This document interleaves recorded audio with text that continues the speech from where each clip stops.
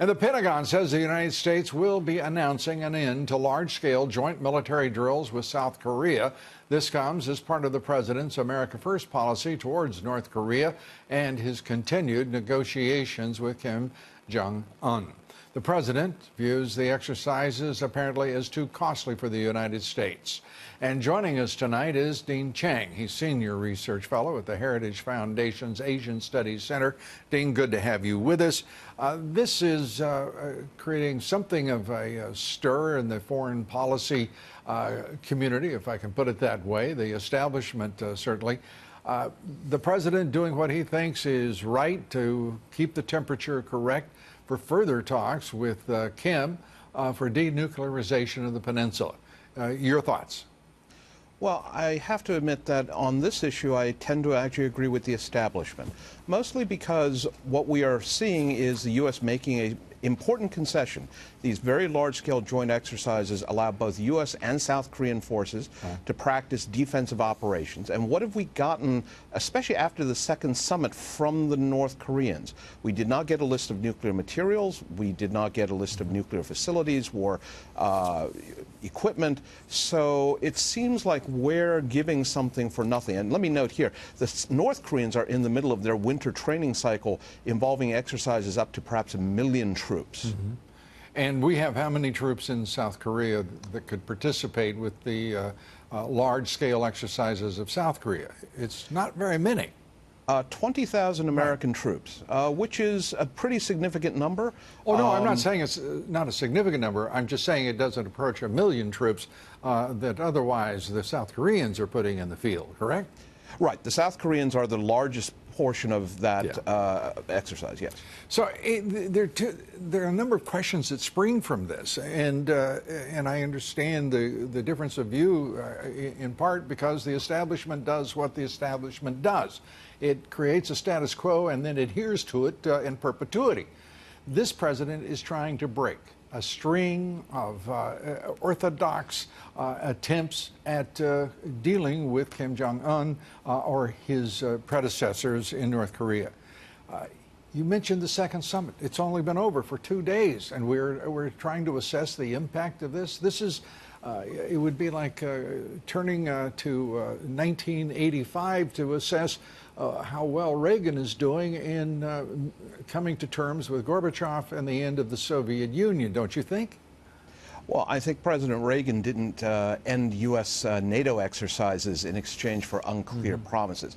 Now, to be fair, though... You said exchange. The president has given up what? Well, he's basically ordering the halt to these exercises. Oh, no, but I'm saying, what has he given up?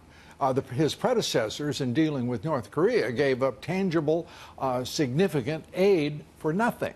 This president has given up nothing other than exercises that cost a great deal of money, represent a sharing of the field in preparation for combat of basically 2 divisions of our military against 1 million South Koreans who are in the field carrying out exercises to defend their homeland, right? I think you mean North Koreans. Yes, the South Koreans... No, I meant South Korea. Yes, South Korean and U.S. forces are jointly exercising together to send that message to the North Koreans. Now, I happen to agree with you. I think that about the issue of what has not been given up. We are still holding the line on sanctions, and that is absolutely essential. And there's a reason the North Koreans were unhappy. It's that we are holding to those sanctions. Right. It's an interesting thing to me, Dean. We seem to talk about as in adhering to sanctions and to maintaining them, because we're in agreement. But we talk about the president ending large-scale military exercises when we disagree. In both cases, it's the United States government making these decisions led by this president. And that seems to be a very difficult piece of language for some of the people in the establishment in Washington, D.C. to grasp. Well, I think quite a few people... I know you do. I'm talking about them.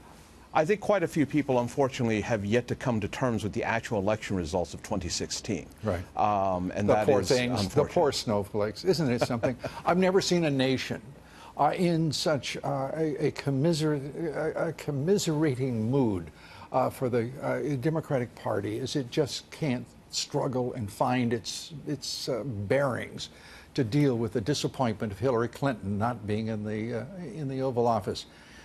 That's not exactly the kind of maturity one would expect from a major political party. It's sort of interesting where we are. I remember Jimmy Carter talking about what others described as a malaise in the land. At least it afflicts only half the country. That is a positive, don't you think? It is, and I would remind some of these folks that, to quote a previous president, elections have consequences. Ah, yes. I believe, was that Obama by any chance? That was the president's predecessor. And you're right. It does have consequences.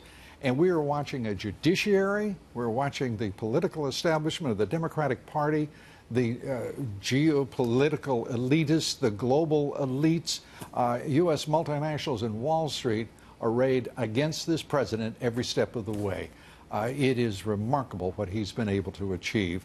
Well, let me get your thoughts on Venezuela. Can I do so quickly? I know that your expertise is China, but I also know that you have a world view that includes, of course, this hemisphere.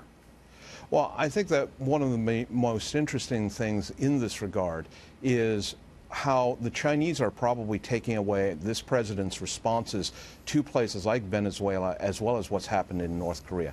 I think that any trade summit between President Xi and President Trump is going to take note that he was willing to walk out with regards to Kim Jong Un, that he is holding the line with regards to Venezuela, where China has made major investments. And I don't think it's an accident that the Chinese themselves have been cutting their economic ties to Venezuela, because they're recognizing that in this situation, they actually don't want to be backing the weak horse. Absolutely.